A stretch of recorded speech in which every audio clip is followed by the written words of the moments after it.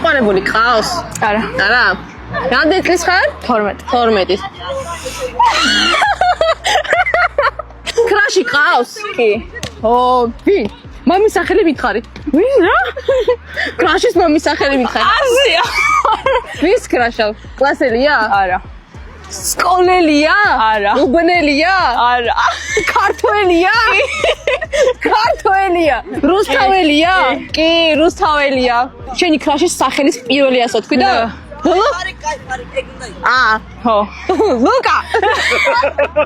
ლუკა, ეს ულამაზესი გოგო კრაშავს. ეხა მიდი და აი ლუკებმა არ ყვიათ ვის კრაშავს.